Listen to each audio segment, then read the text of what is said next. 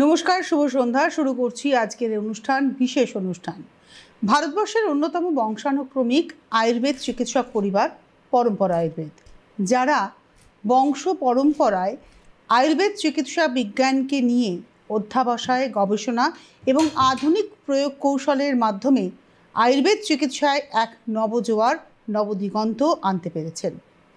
সেই পরিবারেরই এই প্রজন্মের স্বনামধন্য উত্তরসূরি আয়ুর্বেদাচার্য ডক্টর দেবব্রত সেন বহু প্রধানমন্ত্রী, রাষ্ট্রপতি এবং বহু বিশিষ্ট ব্যক্তিত্বের দ্বারা সম্মানিত। আয়ুর্বেদ জগতের এক উজ্জ্বল নক্ষত্র।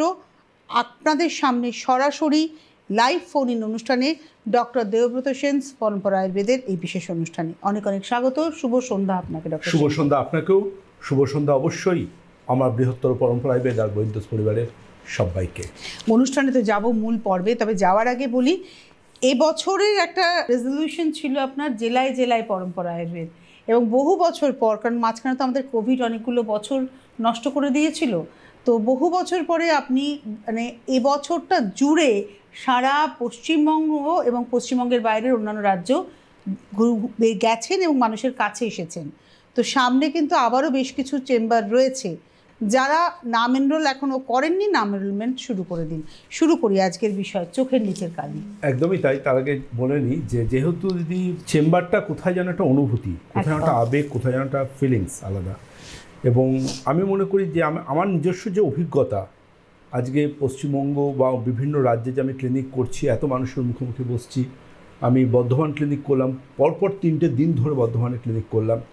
তো এত যে শয়ে শয়ে মানুষ এসেছেন, আমি একটা জিনিস উপলব্ধি করলাম যে মানুষ কিন্তু অথেন্টিক আয়ুর্বেদ চিকিৎসা খুঁজছেন। তারা আয়ুর্বেদ মনে করে কিছু ক্ষেত্রে হাতুড়ে ডাক্তারের কাছে কিছু চলে যাচ্ছেন, কিছু ক্ষেত্রে হয়তো তারা আয়ুর্বেদ চিকিৎসা পাচ্ছেন না, তারা বিভিন্ন অন্য ট্রিটমেন্টের কাছে যাচ্ছেন, যে এটা বোধহয় আয়ুর্বেদ, এটা বোধহয় আয়ুর্বেদ, এরকম ভাবছেন। কেউ কেউ ধরুন সোকল্ড ইন্টারনেট থেকে কোনো ওষুধ কিনে খাচ্ছেন, কেউ হয়তো ইউনানি ডাক্তারবাবুর কাছে গিয়ে ভাবছেন এটা বোধহয় আয়ুর্বেদ। তো এরকম প্রচুর কিছু হচ্ছে, কিন্তু আলটিমেটলি যখন মানুষ বুঝতে পারছেন যে পরম্পরা আয়ুর্বেদ একটা রয়্যাল ফ্যামিলি, যাদের রক্তের মধ্যে আয়ুর্বেদরা রয়েছে, যারা হাজার হাজার বছর ধরে, যাদের পূর্বপুরুষরা আয়ুর্বেদ চিকিৎসা বিজ্ঞানকে নিয়ে কাজ করছে, এবং আমি কলকাতা বিশ্ববিদ্যালয় থেকে আয়ুর্বেদ চিকিৎসা বিজ্ঞান নিয়ে পড়াশুনো করে মানুষের কাছে আয়ুর্বেদ চিকিৎসার একটা জনমুখী করার যে লড়াই, সেটা লড়াইটা না করতে নেমেছি। সারাটা বছর আমার এই লড়াইটা আমি লড়ে এসেছি, বছরের প্রথম থেকে এখন অবধি, যে আমি মানুষের কাছে পৌঁছবো, জেলায় জেলায় পৌঁছবো, এবং প্রত্যেকের সেই অনুভূতি, প্রত্যেকের সেই ভালো লাগা যেটা ক্লিনিকে গিয়ে আমি পাই এত মানুষের কাছ থেকে, সেটাকে আমি কুর্নিশ জানাবো, সম্মান জানাবো, এবং অবশ্যই আমি বলবো 2025 সালেও আমি চেষ্টা করব আরও মানুষের কাছাকাছি পৌঁছে যেতে। হ্যাঁ, আমরা অনুষ্ঠানের শেষে 2025 অর্থাৎ জানুয়ারি ফেব্রুয়ারি মাসের স্কেডিউলও একবার বলে দেবো, তবে তার আগে বলি, আপনার পারিবারিক যে ঐতিহ্য, বংশ পরম্পরার যে অভিজ্ঞতা, সেটাকে কিন্তু আপনি পৌঁছে দিচ্ছেন মানুষের কাছে, এবং মানুষ তাতে সমৃদ্ধ হচ্ছেন বলেই তো আজকে আপনার চেম্বারে এত এত শয়ে শয়ে মানুষের ভিড়। তো শুরু করি সেই অভিজ্ঞতা নিয়ে আজকের পথ চলা। একদমই তাই। আয়ুর্বেদ চিকিৎসা বিজ্ঞানে একটা সময় বলা হতো, মানে সব বড় বড় ডাক্তারবাবুরা আশ্চর্য হয়ে যেতেন, কারণ আয়ুর্বেদে বলা হয়েছে মনের সাথে শরীরের সম্পর্ক। তখন বলতেন বিভিন্ন ডাক্তারবাবুরা যে মনের সাথে আবার শরীরের সম্পর্ক হয় নাকি। আজকের মডার্ন সায়েন্স প্রমাণ করছে হ্যাঁ, মনের সাথেই শরীরের সম্পর্ক ওতপ্রোতভাবে জড়িত। আমরা টেনশন করলে আমাদের শরীরের মধ্যে দুরারোগ্য রোগ বাসা বাঁধে, আবার আমরা আনন্দে থাকলে আমাদের শরীর থেকে অনেক অসুখ বিসুখ চলে যায়, যেটা আয়ুর্বেদ 5000 বছর আগে বলে গেছে। আজকে সেটা প্রমাণ হচ্ছে।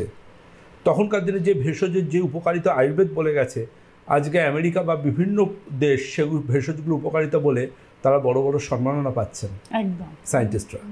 এবং সবচেয়ে বড় কথা যেটা, সেটা হচ্ছে 5000 বছর আগে যখন আয়ুর্বেদ চিকিৎসা বিজ্ঞানে উল্লেখ করা আছে যে নাড়ি ধরে রোগ বলা, সেই নাড়ি ধরে রোগ আমি যখন ক্লাস 2-এ পড়ি তখন বাবার থেকে শিখেছিলাম। এখনও যখন ক্লিনিকে বসে কারোর পালস ধরে কোনো অসুখের কথা বলি বা তার কোনো অতীত নিয়ে কথা বলি, সেই পেশেন্ট আবেগপ্রবণ হয়ে বলেন যে ডাক্তারবাবু, আপনি নাড়ি ধরে আমার এই সমস্যাটা বললেন, এত বছর আগে আমার এই সমস্যাটা হয়েছিল। এটা একটা, এই আজকে অবাক হয়ে যাবেন, এই যে নাড়ি ধরে রোগ বলা, ভারতবর্ষের তাবড় তাবড় বিশ্ববিদ্যালয়ে এটার উপর কিন্তু আজকে আলাদা করে হায়ার স্টাডি হচ্ছে, বিশ্ববিদ্যালয়ে হায়ার স্টাডি হচ্ছে। সুতরাং আয়ুর্বেদ কিন্তু একটা গতিশীলতার বা গতিময়তার মধ্যে রয়েছে, এবং সেই গতিময়তাটাকে সামনে নিয়ে আমি আশা রাখবো পরম্পরা আয়ুর্বেদের হাত ধরে আয়ুর্বেদকে মানুষের কাছে নাম্বার 1 জনমুখী করার লড়াইয়ে আমি নিজেকে চেষ্টা করব আরও সামনের দিকে এগিয়ে নিয়ে যাওয়ার।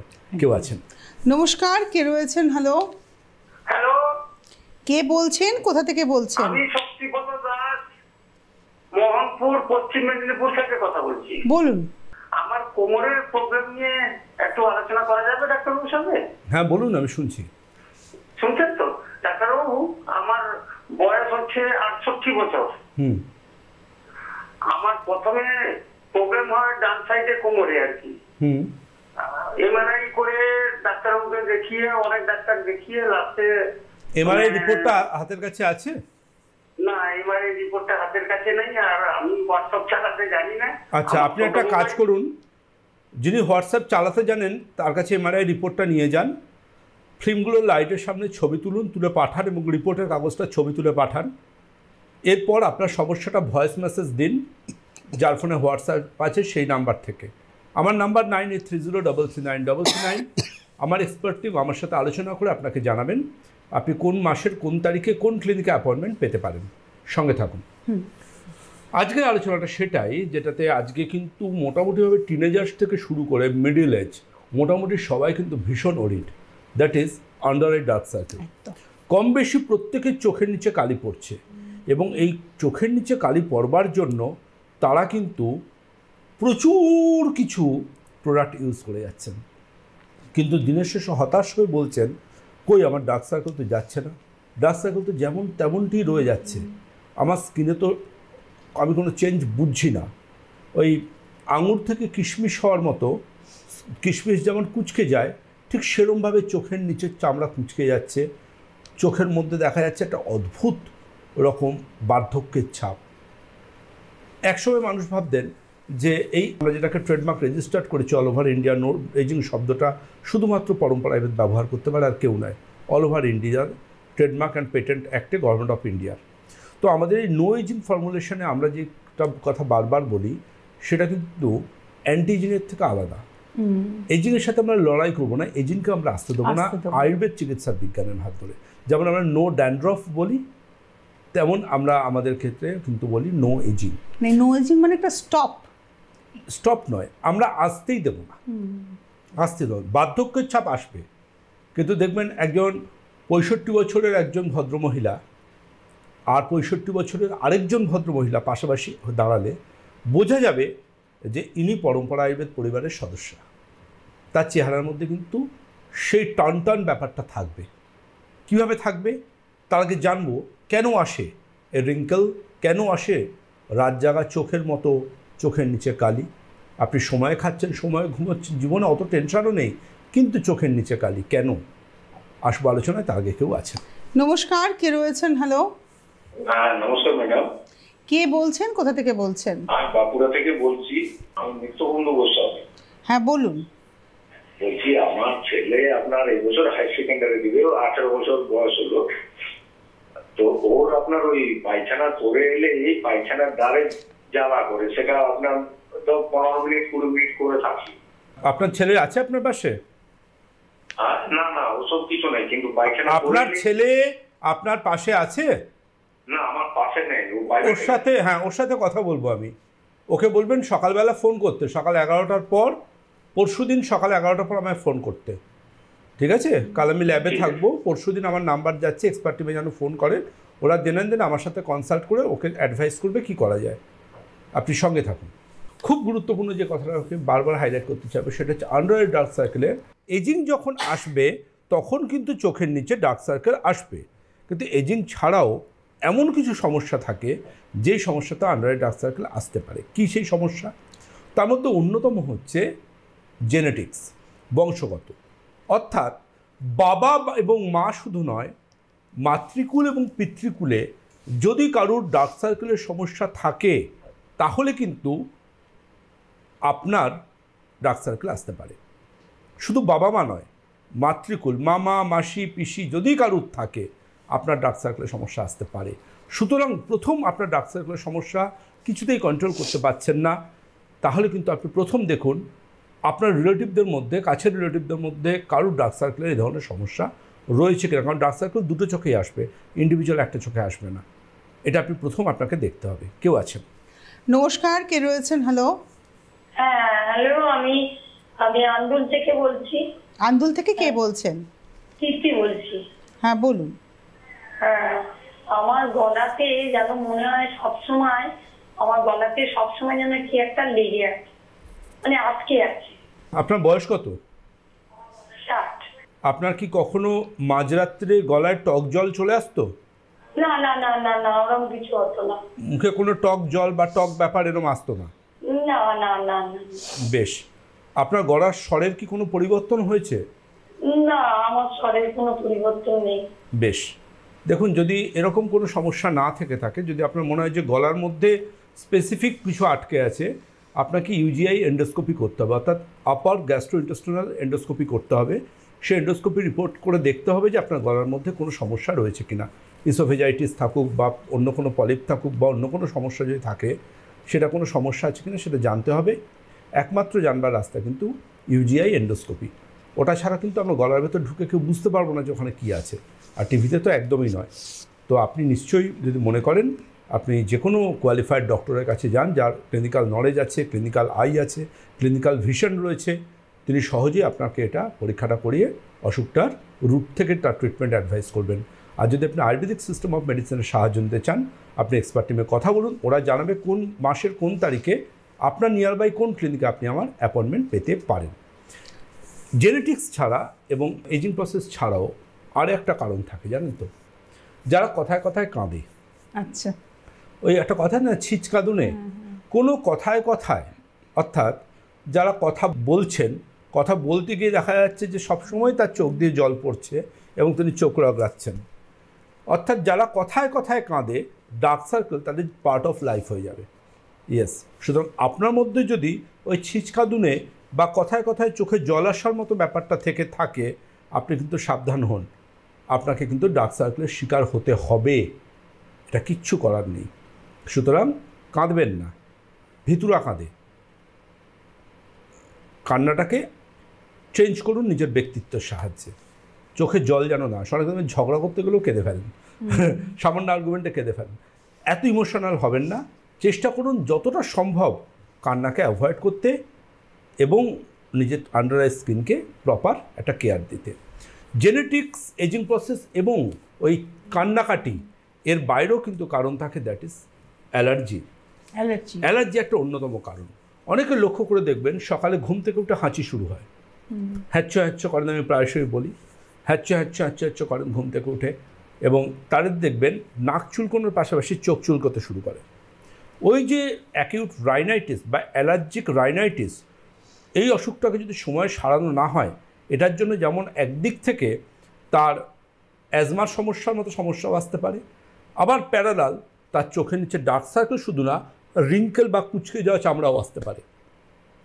সুতরাং যদি আপনার এরম হয় ঘুম থেকে ওঠার সময় চোখ চুলকোচ্ছে, হাঁচি হচ্ছে, নাক দিয়ে জল পড়ছে, আপনার কিন্তু যত দ্রুত সম্ভব ব্লাডের IgE, এই ইমিউনোগ্লোবিন মডুলেটর, এবং এর সাথে SAT, SAT, that is serological allergy profile test. একটু ঘটবট লাগলো, চিন্তা করবেন না, যে কোনো বড় ডক্টরের কাছে যাবেন, তিনি লিখে দেবেন। এই টেস্ট করে আপনাকে আগে জানতে হবে কোন কোন খাবারে আপনার অ্যালার্জি আছে, কোন কোন জিনিসে আপনার অ্যালার্জি আছে। ডাস্ট, স্মোক, পোলেন, এগুলো থেকে দূরে থাকতে হবে। দেখুন, আবার মেডিকেল টার্ম বলছি, ধুলো, ধোঁয়া, ফুলের রেণু, গার্ডেনিং করলে কিন্তু হাঁচি কাশি হতে থাকবে। ঘরে যাদের পেট আছে তাদের 12 মাস হাঁচি কাশি লেগে থাকবে, কিচ্ছু করার নেই, তাদেরকে এটা মেনে নিতে হবে। গার্ডেনিং করা, ঘরে মশার ধূপ জ্বালিয়ে রাখা, তারপরে আপনার ঠাকুর ঘরে ধূপ জ্বালিয়ে রাখা, ঘরের মধ্যে পেট রেখে দেওয়া, তাদের সর্দি কাশি, গলা ব্যথা, হাঁচি কাশি মোটামুটি তাদের 12 মাসের সঙ্গী। সুতরাং এই অ্যালার্জি থেকেও আপনাকে কিন্তু সাবধান হতে হবে। কেউ আছেন? হ্যাঁ নমস্কার, কে রয়েছেন? হ্যালো। হ্যাঁ নমস্কার, শুভ সন্ধ্যা দাদা ভাই। কে বলছেন, কোথা থেকে? হ্যাঁ, আমি বীরভূম থেকে শুভজিৎ রজক বলছি। বলুন। হ্যাঁ, আমার 24 বছর বয়স। তো দাদা ভাইকে আমি জিজ্ঞাসা করছি, আমার চোখের তলায় কালি হচ্ছে, আমি রাত জেগে পড়াশোনা করি। হ্যাঁ, রাত জেগে পড়াশুনো করেন, চোখের নিচে কালি আসছে, ভীষণ স্বাভাবিক। আপনি সঙ্গে থাকুন।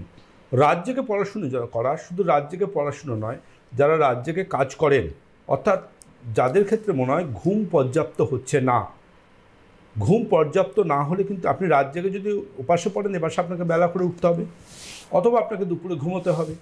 যদি পর্যাপ্ত ঘুম না হয় আপনার ব্লাডে যেমন গ্রোথ হরমোন বাড়বে না, জেনে রাখবেন।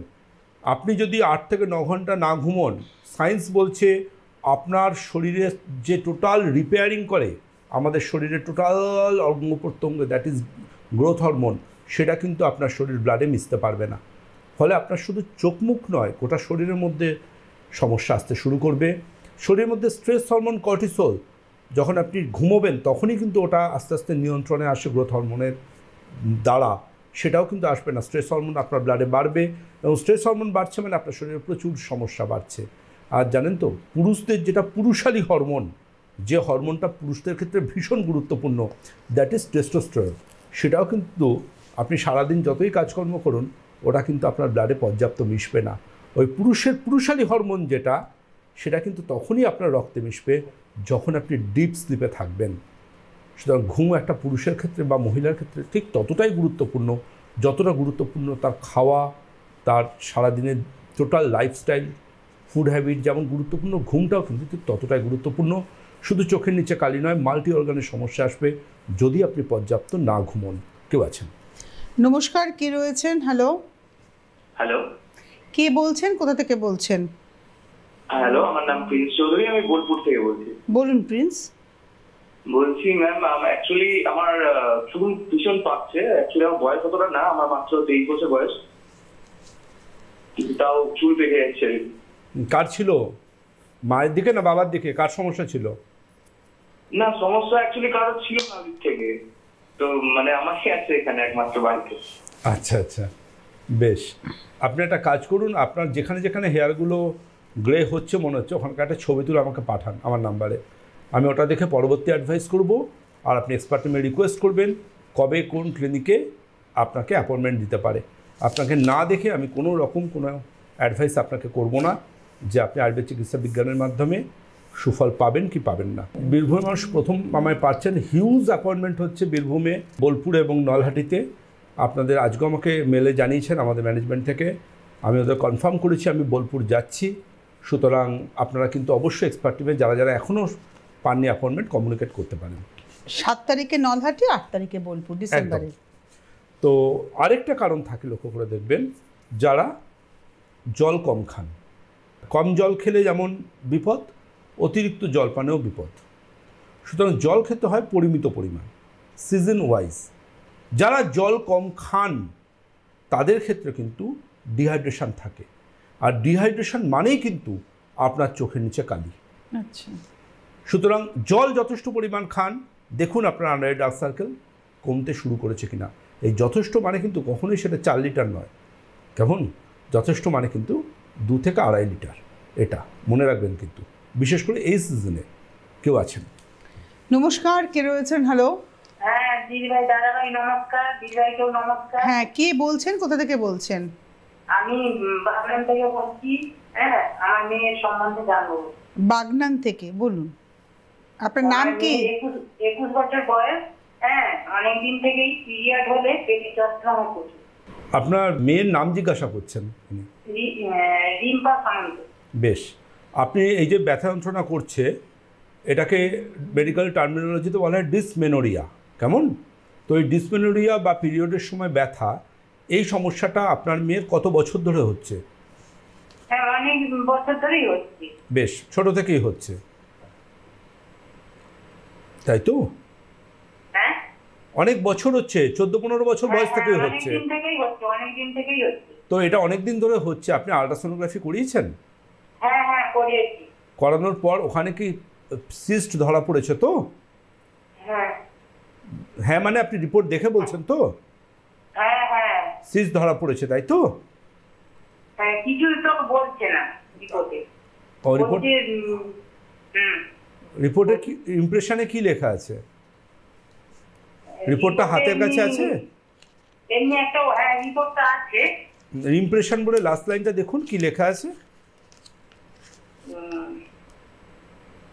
ওটা আপনাকে যদি দেখানো হয় কি? আপনি মনে হয় রিপোর্টটা পড়তে পারছেন না। আপনি একটা কাজ করুন, আপনি এক্সপার্ট টিমে রিপোর্টটা হোয়াটসঅ্যাপ করে দিন, আর আপনি সকাল 11টার পর এক্সপার্ট টিমে ফোন করবেন, ওরা আপনাকে পরবর্তী অ্যাডভাইস করবে। সঙ্গে থাকুন।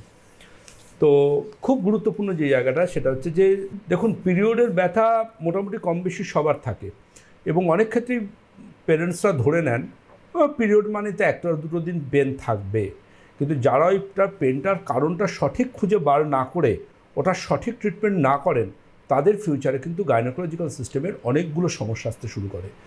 জানবেন, পিরিয়ডে পেন হওয়াটাকেও মেডিকেল টার্মিনোলজিতে একটা ডিজিজ বলা হয়, যে ডিজিজটার নাম ডিসমেনোরিয়া। এই ডিসমেনোরিয়া অসুখটাকে বা পিরিয়ডের সময় ব্যথা, তলপেটে একটা স্প্যাজমোটিক পেন, এই ব্যথাটা কিন্তু অবশ্যই উচিত আমি মনে করি টিভিএস করা। টিভিএস কি? টিভিএস হচ্ছে ওয়ান টাইপ অফ আল্ট্রাসোনোগ্রাফি, যেটার নাম হচ্ছে ট্রান্সভ্যাজাইনাল স্কোপি। এবং এই টিভিএসের মাধ্যমে কিন্তু ইউরিনের জায়গা দিয়ে এই একটা ছবি নেওয়া হয়, যেখানে ইউটেরাস, সার্ভিক্স, টিউবস, টোটাল একটা সুন্দর ছবি আমরা দেখতে পাই, যেটা ইউএসজির থেকেও আরও বেটার। যেমন লিভারের ক্ষেত্রে আমরা খুব ভালো ছবি পাই ফাইব্রোস্ক্যান করলে, ইউএসজির চেয়েও বেটার এখন হয় ফাইব্রোস্ক্যান লিখি আমরা লিভারের ক্ষেত্রে। তেমন গাইনোকোলজিক্যাল সিস্টেমের ক্ষেত্রেও কিন্তু আমরা টিভিএস রিপোর্টটাকে অনেক বেশি মান্যতা দিই রাদার দ্যান ইউএসজি। যে কোনো আপনি বড় ডক্টরের কাছে যাবেন, যার ক্লিনিক্যাল নলেজ বা ক্লিনিক্যাল আই আছে, তিনি কিন্তু সহজে এটাকে ডায়াগনোসিস করবেন এবং এই অসুখটাকে রুট থেকে ঠিক করিয়ে নেবেন। কারণ তার বয়স মাত্র 21, পুরো জীবনটা পড়ে আছে, যাতে ভবিষ্যতে অন্য কোনো সমস্যা না আসতে পারে। কেউ আছেন? নমস্কার, কে রয়েছেন? হ্যালো।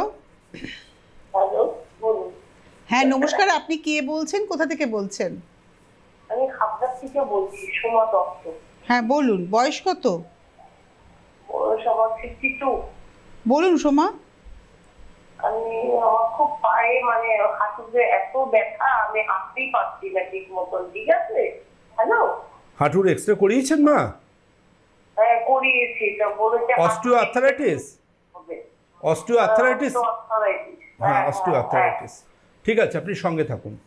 অস্টিওআর্থারাইটিস এমন একটা অসুখ, যে অসুখটা আমাদের মায়েদের মোটামুটিভাবে 55 অনওয়ার্ডস আসতে শুরু করে। এই অসুখটাকে ভীষণ রকম ত্বরান্বিত হয় যাদের বডি ওয়েটটা বেশি, এবং যারা সময়ে রক্তের ক্যালসিয়াম এবং ভিটামিন ডি মাত্রা না মাপিয়ে, ডাক্তারবাবুর পরামর্শ না নিয়ে ক্যালসিয়াম খাননি। তাদের ক্যালসিয়াম খাওয়ার আগে বা ভিটামিন D3 খাওয়ার আগে ক্যালসিয়াম রক্তে মাপতে হয় কত আছে, এবং মাপতে হয় 25D হাইড্রক্সি ভিটামিন D3 ব্লাডে কতটা আছে। এই দুটোর মাপার যদি আমরা সময় অর্থাৎ 35 অনওয়ার্স যদি এগুলো আমরা মাপতে যাই 6 মাস ছাড়া, তাহলে কিন্তু অবশ্যই বলতে পারি সহজে অস্টিওআর্থারাইটিস তার আসতে পারে না, যদি সে হাঁটুর যত্ন নেন এবং যদি তিনি নিজের শরীরের ওজনকে নিয়ন্ত্রণে রাখেন। বসা থেকে উঠে দাঁড়ানো, কমোডে বসা, ঠাকুর পুজো করা, সিঁড়ি দিয়ে ওপর নিচ করা তার কাছে একটা চ্যালেঞ্জ হয়ে দাঁড়ায়। সুতরাং সময় থাকতে ট্রিটমেন্টটা কিন্তু ভীষণ দরকার, কারণ this is one type of bony degeneration, যে ডিজেনারেশন থেকে অস্টিওআর্থারাইটিক চেঞ্জেস আসতে থাকে। যারা আমার ক্লিনিকে আসেন পেশেন্টরা, তারা জানেন আমার ক্লিনিকে কিন্তু হাঁটু বদলেও অনেক পেশেন্ট আসেন আয়ুর্বেদ চিকিৎসার মাধ্যমে নিজেকে ভালো রাখবার জন্য। আপনি আপনার এক্সরে রিপোর্ট মা আলোর সামনে ধরে পাঠাবেন, আমি চেষ্টা করব আয়ুর্বেদ চিকিৎসা বিজ্ঞানের হাত ধরে সুফল এনে দেওয়ার। কেউ আছেন? নমস্কার, কে রয়েছেন? হ্যালো, হ্যালো, কে বলছেন, কোথা থেকে বলছেন? আমি হরিকাল থেকে অনিমা সাহা বলছি। বলুন অনিমা, বয়স কত? আমার বয়স 65 বছর। বলুন। বলছি দাদা, আমার পেটে প্রচন্ড গ্যাস হয়, বায়ু সরে না, যতই ওষুধ খাই। এন্ডোস্কোপি করিয়েছেন? না, এন্ডোস্কোপি করাইনি। আপনি কাল সকাল 11টার পর আমাকে ফোন করবেন, এক্সপার্ট টিম থেকে আপনাকে গুরুত্বপূর্ণ কিছু সাজেশান দেবে, এবং প্রয়োজনে আপনি আমার পশ্চিমবাংলার কোন জায়গায় কোন ক্লিনিকে অ্যাপয়েন্টমেন্ট পাবেন সেটা ওরা জানিয়ে দেবে। আলোচনার শেষার্ধে দুটো জিনিসের উপর গুরুত্ব দেবো। প্রথম কথা লক্ষ্য করে দেখুন, আপনাকে কি সূর্যের আলোয় বেরোতে হয়? যদি সূর্যের আলোয় বেরোন, আপনার ত্বকে শুধুমাত্র ডার্ক সার্কেল নয় চোখের নিচে, আপনার ত্বকে কিন্তু পিগমেন্টেশন, রিঙ্কেল সব কিছুই আসবে। আপনার থেকে যদি যৌবন কেউ কেড়ে নিতে পারে, সেটার মধ্যে অন্যতম কিন্তু সূর্যি মামা। সূর্যি মামার থেকে সাবধান থাকবার জন্য পরম্পরা আয়ুর্বেদের সাধারণ কোনো SPF ইউজ করবেন না। পরম্পরা আয়ুর্বেদের যে SPF একমাত্র লেখা আছে advance shadow SPF 50, advance shadow SPF 40 এবং অ্যাডভান্স শ্যাডো SPF 25 শীতকালেও গরমকালের মতো ব্যবহার করে বেরোবেন, যাতে আপনার ত্বকে সূর্যের আলো থেকে পিগমেন্টেশন বা ফাইনেস আসতে পারে না। এর বাইরেও কিন্তু আমি বলে রাখবো, আপনি লক্ষ্য করে দেখুন আপনার একদিকের নাক বন্ধ থাকে কিনা। যদি আপনি মনে করেন যে আপনার একদিকের নাক বন্ধ আছে, অর্থাৎ আপনার সাইনোসাইটিস টাইপের সমস্যা রয়েছে, PNS CT করে যদি দেখা যায় নেজাল মিউকোসা লেভেল থিকেন হয়ে গেছে, তাহলেও কিন্তু আপনি জানবেন নাক বন্ধ থাকলেও কিন্তু ডার্ক সার্কেল আসতে পারে। সুতরাং ডার্ক সার্কেলের সমস্যার যাবতীয় সমাধান নিয়ে অবশ্যই আপনারা এক্সপার্ট টিমে কথা বলুন, আর স্পটলেস উজ্জ্বল গ্লোয়িং স্কিন ফিরিয়ে আনুন আপনার জীবনে পরম্পরা স্পর্শে। একদম, অবশ্যই আজকে আমরা বেশ কিছু আপনার কাছ থেকে আরও কিছু প্রোডাক্ট সম্পর্কে জানতে পারলে উপকৃত হতাম। ঠিক আছে, আগামীকালের জন্য তোলা থাকলো বিষয়টি। আপনারা এই বছরের পাশাপাশি সামনের বছরের জন্য নাম এনরোলমেন্ট শুরু করে দিন। অনেক ধন্যবাদ ডক্টর সেন, এবং অবশ্যই ধন্যবাদ আপনাদের। নমস্কার। সবার অনুরোধে আবারও জেলায় জেলায় আয়ুর্বেদাচার্য ডক্টর দেবব্রত সেন, পরম্পরা আয়ুর্বেদ। আপনাদের আস্থা, বিশ্বাস ও ভরসার এক অনন্য আয়ুর্বেদ চিকিৎসা কেন্দ্র। আয়ুর্বেদাচার্য ডক্টর দেবব্রত সেন থাকছেন 8ই আগস্ট তমলুক, 9ই আগস্ট কন্টাই, 10ই আগস্ট খড়গপুর, 13ই আগস্ট আসানসোল, 14ই আগস্ট বর্ধমান। প্রতিটা ক্লিনিকে সীমিত সংখ্যক রোগী দেখা হবে। সত্তর নাম নথিভুক্ত করুন এই নম্বরে 9830339339, 9830339340, 9830339341, 9830339342। বংশ পরম্পরায় আয়ুর্বেদ চিকিৎসা পদ্ধতি দিতে পারে আপনার সুস্থতার এক নতুন সকাল।